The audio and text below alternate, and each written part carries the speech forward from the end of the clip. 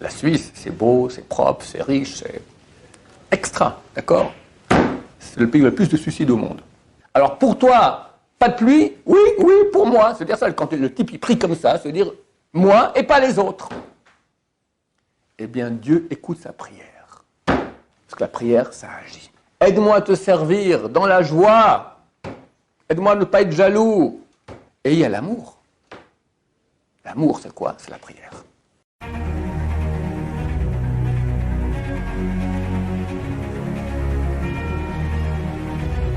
Ce jour dédié pour la Refoua Shema de Semach Ben Luna, Bezrat Hashem, qui lui envoie une guérison rapide et complète. Amen. La question de Binyamin. Alors, je voulais savoir si dans la Torah, il y avait des atouts pour être de bonne volonté et rester positif contre quelle situation. Alors, la question. Comment faire, on va dire, d'après la Torah, pour rester toujours positif dans toutes les situations? C'est-à-dire d'être en joie, c'est ça que tu veux dire positif. Pas déprimé, pas être triste. Quand on est triste, c'est écrit dans les livres que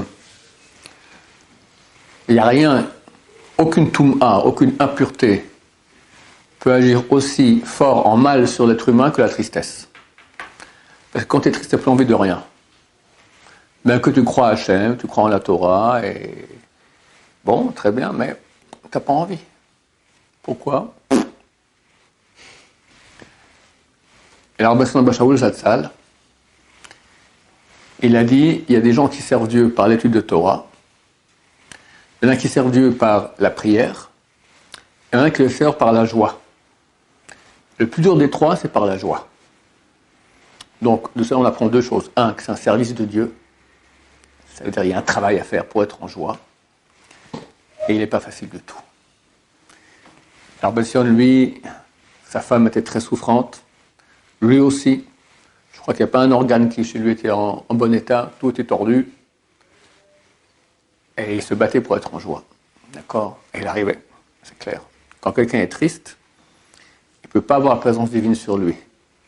Yaakov Avinu, lorsqu'il a appris que son fils Yosef a été tué, comme on lui a fait croire, Ruach HaKodesh est parti, l'Esprit Saint est parti. Alors Betson, il avait Ruach HaKodesh. Il voyait tout. D'accord?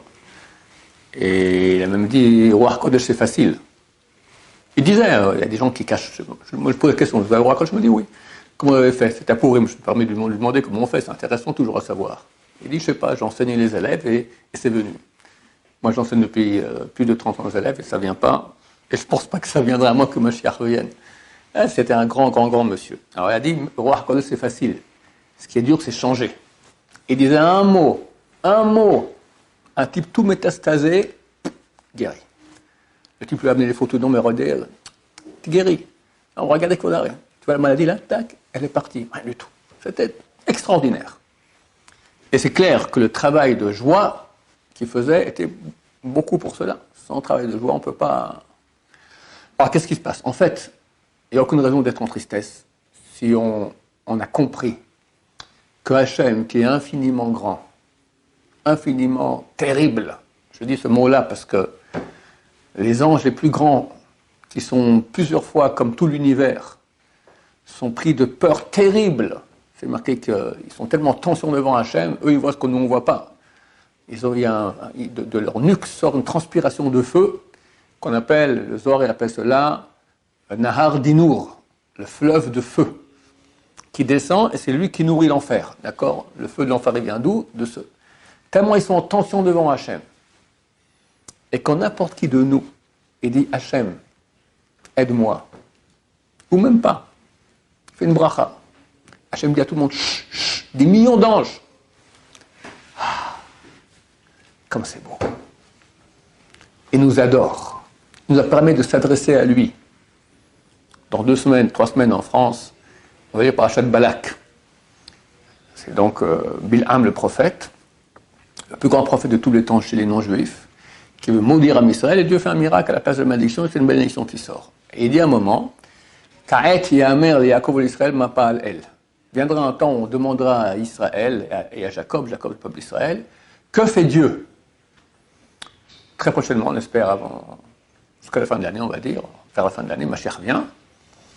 Et là, on aura un niveau spirituel extrêmement haut. on aura au HaKodesh, la prophétie, Dieu va nous parler. C'est marqué aux jeunes gens, aux jeunes filles, d'accord, extraordinaire. Et tous les goïms verront que le Dieu d'Israël est le Dieu de vérité et voudront savoir qu'est-ce qu'on fait. Alors, les textes qui sont écrits, mais ils voudront beaucoup plus. Alors, ils viendront nous voir. Alors, dites-nous, qu'est-ce que vous qui voyez Dieu? Mais en fait, le texte dit beaucoup plus que cela. Qui va venir demander le peuple d'Israël? Toi qui vois, raconte-nous les anges. Les anges. Parce que la racine d'Israël est beaucoup plus haute que les anges. Donc, c'est phénoménal.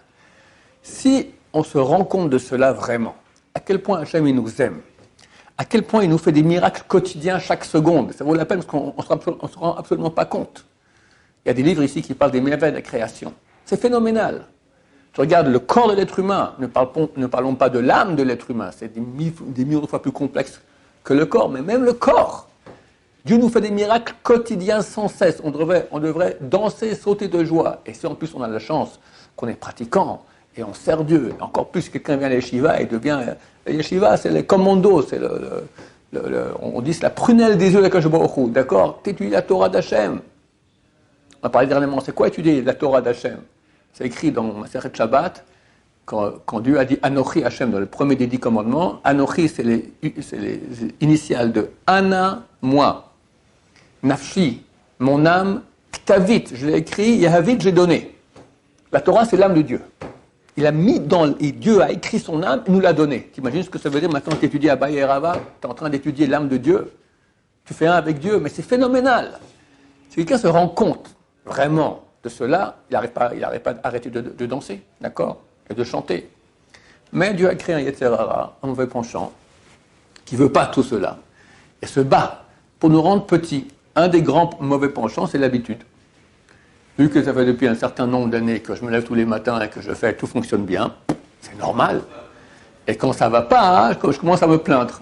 D'accord, quelqu'un il a mal au pied, il a mal à l'œil, il a mal à quelque chose, et il ne comprend pas pourquoi Hachem lui fait ça, etc. Déjà, il a des plaintes. Des fois même, il se met en tant que juge, il va juger Hachem, d'accord? Il met Dieu au banc des accusés, je t'accuse. Il y a des gens, il y a des fous comme ça, j'en ai connu qui m'ont écrit, d'accord, à côté de la plaque, le type. Bon, pour les gens qui ne souffrent pas trop, si on regarde tout le bien qu'Hachem nous fait, c'est une source de joie extraordinaire. Mais, comme j'ai dit, en ce que notre tête peut comprendre et notre cœur, ce qu'il vit, il y a une grande, grande, grande distance. C'est ça tout le travail de l'être humain, comme c'est écrit dans la Torah, Ve'adat hayom, tu sauras aujourd'hui. Vashevotel lavevecha, tu ramèneras à ton cœur, qu'Hachem ou Elohim, que l'Éternel est tout-puissant, dans le ciel en haut et sur la terre en bas. Une phrase que nous répétons 3 fois par jour dans Alun Shabbeach. Tu vois que dans ce texte, on te dit, tu sauras aujourd'hui, et tu ramèneras à ton cœur. Le travail, c'est pas savoir qu'Hachem existe et qu'il est tout-puissant, ça c'est facile. Mais que le cœur le vive, ça c'est beaucoup plus difficile. Le corps, il est enfantin, il est animal, il y a des réactions bêtes. Bêtes! Si on se rend compte, des fois on ne se rend même pas compte, on vit. Beaucoup de gens vivent complètement avec les idées que leur corps leur envoie. Du genre, il m'a fait du mal, du genre, je suis jaloux de lui, du genre, je suis énervé, du genre, tout ça, ça provient de l'animal qui est en nous, qui a des réactions animales, enfantines, bêtes. S'il n'y a pas un travail énorme de moussard, de tous les jours se rappeler où est la vérité, où est la justice, qu'est-ce qui est juste, qu'est-ce qui est authentique, où est le mensonge, on est complètement bouffé, happé, on vit ces pensées fausses du cœur, on est à côté de la plaque et on rate sa vie. Attends, une des pensées fausses du cœur, c'est justement la tristesse. Des fois, tout va bien, vraiment tout va bien. Et t'as pas la pêche. T'es triste. Ou peut-être un petit truc de rien, mais franchement, c'est rien. Regarde la moitié du verre plein et pas la moitié. 99% du verre plein et le 1% qui va pas. Ça, c'est la vue authentique juste des choses. Tu peux servir Hachem, tu peux t'adresser à lui, il t'écoute, même si ça va pas, d'accord, c'est une source de joie extraordinaire. Mais le corps, il fonctionne pas comme ça. Alors pour arriver à ta question, comment faire pour maîtriser les pensées tordues du cœur? Le Balatania, il a dit un principe qui s'appelle Moar Shalit Alalev. Le Moar, l'esprit, le cerveau, il a la maîtrise du cœur. Ça veut dire que si on met les deux en confrontation, la tête peut vaincre le cœur. Mais s'il y a confrontation, ce qui se passe pour 99,9% de la population, c'est que la tête ne se confronte pas au cœur. La tête s'aplatit, se tait, ne dit rien. Et le cœur envahit la tête. Et le maître de notre être, c'est le cœur. Comme disent les sages d'Israël dans le Talmud, les Rechaïm, les Sadikim maîtrisent leur cœur. Et les Rechaïm, les mécréants, sont maîtrisés par leur cœur. Le corps, l'appétit, il maîtrise. Dans ma vie, je fais ce que mon corps me dit. D'accord ? C'est le message qu'on entend en Occident. Fais ce que tu as envie. Éclate-toi. Surtout pas des choses qui t'empêchent de faire ce que tu veux. D'accord ? Ça crée quoi ? Une population déprimée. Je crois qu'il n'y a aucun pays au monde qui prend autant d'antidépresseurs que la France. Et moi qui viens de Suisse, le pays le plus de... La Suisse, c'est beau, c'est propre, c'est riche, c'est extra, d'accord ? C'est le pays le plus de suicides au monde, en pourcentage, d'accord ? Ça veut dire ce que ça veut dire. Donc, la Torah dit exactement le contraire. Elle dit, ton cœur, il est animal. Je ne dis pas qu'il faut être des machines, mais il faut que le corps soit dirigé par la tête. Quand ton cœur envoie une pensée, tu analyses tout de suite, juste ou faux. Il y a maintenant un pauvre qui fait pitié. J'ai pitié. Juste ou faux ? Ouais, pourquoi pas. J'ai mon fils maintenant qui se roule par terre, qui veut une 5e plaque de chocolat. Papa, maman, tout ça. Ça peut réveiller la pitié, d'accord ? Encore plus chez les grands-parents, une grand-mère, d'accord ? Les grands-mères avec les petits-fils, c'est terrible. Ça ne pas dire non.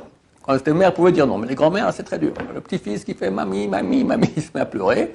Elle a pitié, elle lui donne du poison, des fois, d'accord ? Donc il faut que la tête regarde maintenant, est-ce que le cœur qui a pitié, c'est juste ou faux ? Il est dans la cruauté, par exemple.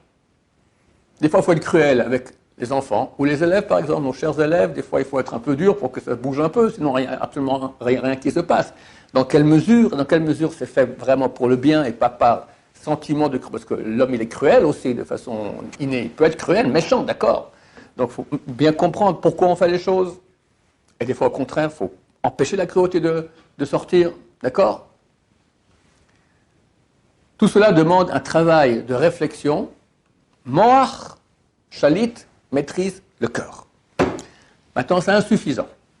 Parce que le cœur, il a des bouffées comme ça, de pensées qui nous envahissent. Alors la meilleure méthode pour corriger le cœur, c'est la verbalisation. Qu'est-ce que ça veut dire ? Tu vas maintenant analyser la pensée fausse qui vient. Pourquoi elle vient cette pensée ? Où est ici l'erreur ? Et tu vas trouver une phrase. Si possible, une phrase dans les Tehillim, dans la Torah, ça aide parce que ce sont des phrases qui sont saintes, d'accord ? Que tu vas répéter. Combien ? 100 fois par jour s'il faut. 100 fois par jour. Par exemple, tu parles de tristesse maintenant, tu changes maintenant une phrase de contraire. Comme je dis, il n'y a pas de raison d'être triste. Hachem, il nous aime. Je suis choyé par Hachem, aimé plus que les anges qui sont des dizaines de fois plus grands que l'univers entier. Dans le monde entier, dans le peuple d'Israël, je suis une des personnes les plus choyées, aimées. Sachez que chacun de nous, il est unique aux yeux de Dieu. Unique! Quelqu'un, il est jaloux. C'est idiot. T'es unique. De quoi t'es jaloux? Non, moi, je veux être unique comme lui. Ça n'existe pas unique comme lui. Lui, il est lui, et toi, t'es toi. D'accord? C'est comme si maintenant, un escargot était jaloux d'un bœuf. D'accord? Complètement idiot. T'es escargot, t'es bœuf. Mais t'es l'escargot d'Hachem. Bon, escargot, c'est pas très... Tu es la Neshama, le diamant d'Hachem. Si on se rend compte de cela, il n'y a aucun lieu d'être triste. C'est pas facile. Il faut se répéter cela sans cesse. La tristesse, elle provient avant tout d'une mauvaise image de soi. C'est faux. C'est faux. C'est vraiment la chose pire qu'il puisse y avoir. Parce qu'on est vraiment unique. On est vraiment... Tu comprends ce que ça veut dire que tu peux t'adresser à Hachem? Aujourd'hui, quelqu'un peut aller appeler Poutine et salut Vladimir, ça va? S'il a reçu un rendez-vous avec Vladimir Poutine, par exemple, il va en parler aux copains, je suis en privé. S'il va me dire l'invite pour un repas entier, Je parle de Vladimir parce que c'est un roi, d'accord. Biden, c'est un sénile, d'accord, total. On s'en fout de. Mais peut-être quoi, quelqu'un se fait plaisir d'être allé avec Biden, elle est invitée en repas privé avec Biden, ça lui fait quelque chose. Alors qu'on parle de quoi? Des gens malhonnêtes, des gens sanguinaires, des gens tordus, rien. Hachem, que si on se rend compte un tout petit peu de sa grandeur, on mourrait de crise cardiaque sur place, te permet de t'adresser à lui, de prononcer son nom saint. C'est extraordinaire. Si on se rend compte de ces choses-là, et on les répète, et là est le point. Tu répètes, tu répètes, tu répètes, tu répètes. Au bout d'un moment, le cœur qui s'aplatit. Fini, schlach. Ce cœur qui te dit, t'es un nul, idiot. D'accord? Tu lui descends en petits morceaux. Mais attention, il revient sans cesse. Hein. Il est là. Mais au bout d'un moment, Dieu a fait Moar Shalit à la lèvre. L'esprit est à la maîtrise du cœur, à condition que tu actionnes l'esprit. Actionner sans cesse. Et quand tu verbalises, c'est encore plus fort. C'est pas la pensée, quand elle est dite, elle a plus de poids. C'est écrit que l'étude de Torah, il faut prononcer les mots. Et fort, ça rentre mieux. C'est normal, d'accord? Là aussi, ça va rentrer mieux. Toutes ces pensées-là, si tu les penses, c'est bien, mais si tu verbalises, ça a beaucoup plus de poids. Et si tu prends des paroles de Torah, vu que ça a de la sainteté, c'est encore plus fort. Et c'est le travail qu'Hachem nous demande dans la vie. Ce que je te dis maintenant, c'est le avec le grand L, d'accord? Travail avec le grand T qu'Hachem nous demande dans la vie. Parce que tout ce que Dieu nous demande passe par là. Quelqu'un, il est paresseux. Il faut se battre contre la paresse. Quelqu'un, il est envieux. Il faut se battre contre l'envie. Quelqu'un, il est malheureux. Il faut se battre contre quelqu'un, il est coléreux. Quelqu'un, il est orgueilleux. Toutes ces pensées tordues qui viennent du cœur. Dieu veut qu'on les change. Comment on les change? Avec la tête. Mais si tu ne fais pas un travail, de définir d'abord, attention, cette pensée-là, il faut analyser qu'est-ce qui vient, toutes les pensées du cœur tordues qui viennent. Fausse pensée. Tout de suite l'éliminer. Tout de suite. Sinon, elle s'installe. Et tu la vis. Et t'es fichu. Fichu. Mort. Donc le Sahara, il veut notre mort tous les jours. On veut se battre contre le Sahara, c'est un ange. Agmara a dit oui, mais Dieu t'aide. Et Dieu te permet de te battre. C'est vrai que la paracha qu'on a lue, et qu'ils vont lire à l'étranger cette semaine, Korach. Qui était Korach? Korach, c'est écrit, il sacrifiait au temple, au Mishkan qu'on appelle ça, le sanctuaire qui est dans le désert, il sacrifiait des sacrifices, il amenait des sacrifices avec Aaron. Aaron était le grand prêtre. Les deux ensemble, un égorgeait, l'autre aspergeait le sang. Comme ça dit le Midrash. Il y avait Roi HaKodesh. Roi HaKodesh. C'était l'homme le plus grand d'Israël. Tu avais Moshe, Aaron, qui viennent du même père, Amram. Le frère qui vient après s'appelle Hitzar. Son fils est Korach. C'est le numéro 3 après Moshe, Aaron, Korach. Il est un Roi HaKodesh. C'est un tzaddik. Il amène des sacrifices autant que personne ne peut faire si ce n'est Aaron. Même Moshe ne pouvait pas faire ça. Lui, il pouvait. Et il tombe dans le panneau de l'orgueil.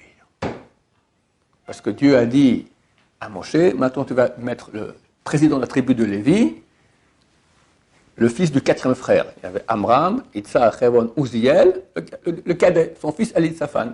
Dieu dit, Elisaphan sera président de Lévi. Korach dit, mais je ne comprends pas. On a pris Moshe et Aaron parce que c'était les fils de l'aîné, donc moi je viens après. Je ne suis pas d'accord. Et il commence comme ça.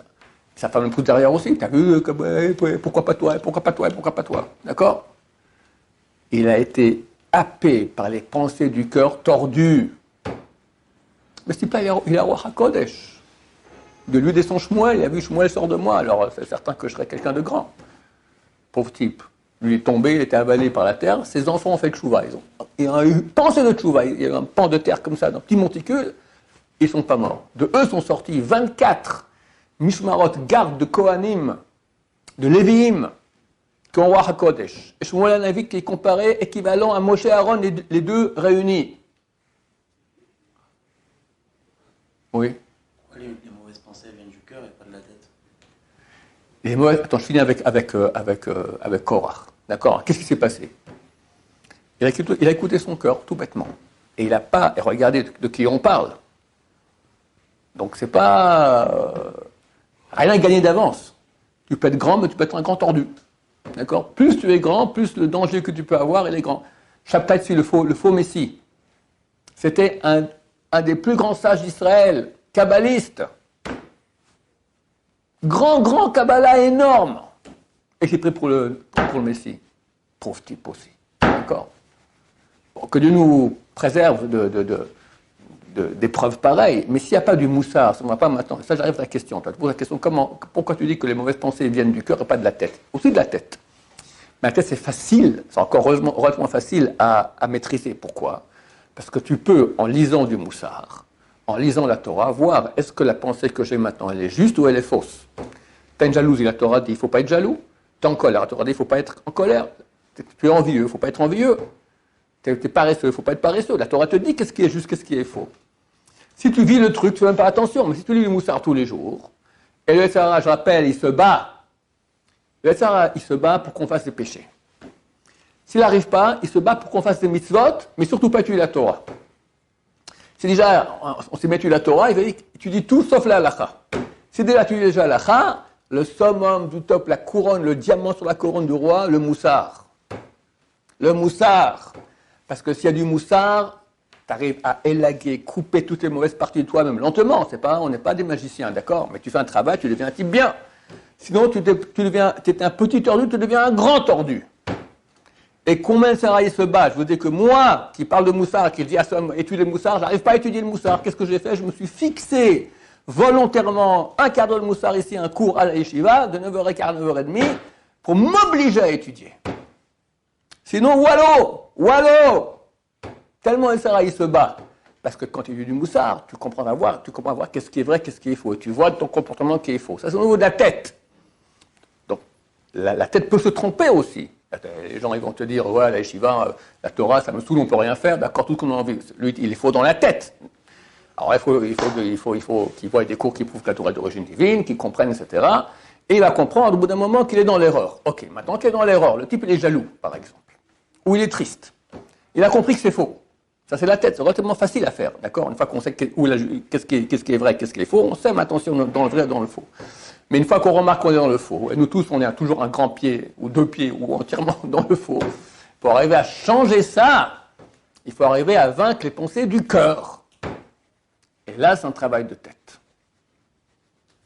Priez aussi à Hachem, parce que si c'est ce qu'Hachem nous demande, il nous demande à nous aider. La prière, c'est un levier extraordinaire. Là aussi, dans la paracha, on le voit. Donc, on le voit.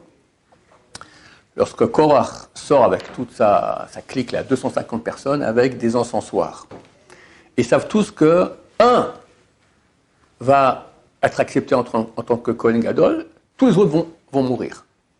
Et en plus des 250, il y a aussi Aaron, qui lui aussi avec son encensoir. Moshe fait une prière à Dieu. Dieu ne reçoit pas leur sacrifice, ne reçoit pas leur prière. Je ne comprends pas de quoi il s'agit. Des gens qui sont battus contre Moïse. Moïse, après les miracles qu'il a fait, qu'il a reçu la Torah au Mont Sinaï, tout le monde a vu que Dieu appelle Moshe. Ils se battent contre ça, mais c'est des malades. C'était pire que tout. Dieu prend leur prière avec un coup de pied, dégage. Ta prière, burk. Moshe Rabbeinu demande à Hachem, ne reçoit pas leur prière. Qu'est-ce que ça veut dire? Que la prière, c'est un levier tellement solide, même d'une ordure, ça marche. Ça marche moins bien qu'avec un tzaddik, évidemment. Mais ça marche. Une prière qui vient du cœur sincère, ça c'est quelque chose que Dieu a créé dans la création spirituelle. Les prières ont un effet. D'où on voit ça aussi. Le Kohen Gadol, il rentre une fois dans l'année dans le Saint des Saints, l'endroit le plus saint du monde. L'homme le plus saint, dans l'endroit le plus saint, le jour le plus saint, à Yom Kippour. Il va dans le Saint des Saints, il amène là-bas de l'encens, après il sort dans le Saint, personne ne sait ce qui se passe. Tout le monde est à l'extérieur, tout le monde attend, parce que beaucoup mouraient à l'intérieur. C'est pas suffisamment sain, ils crevaient. Il y avait une corde comme ça pour qu'on puisse se tirer sans rentrer dans le Saint des Saints. Alors, il sortait dans le Saint, c'est une prière courte, que nous, dans la prière de Moussaf, de Kippour, on cite. Dans cette prière, elle est courte, elle est très très courte, elle dure peut-être 30 secondes. Là-bas, entre autres, il dit, ne reçoit pas la prière des gens qui sont sur le chemin en ce qui concerne la pluie. Ça veut dire quoi? Ça veut dire que quelqu'un maintenant, il va sur le chemin. Et il passe dans les champs comme ça, puis il se met à pleuvoir. Il dit, oh, Hachem, je t'en prie. Fais qu'il n'y ait pas de pluie, là, je vais aller dans la boue, tout ça, mes habits vont être mouillés, fais qu'il n'y ait pas de pluie.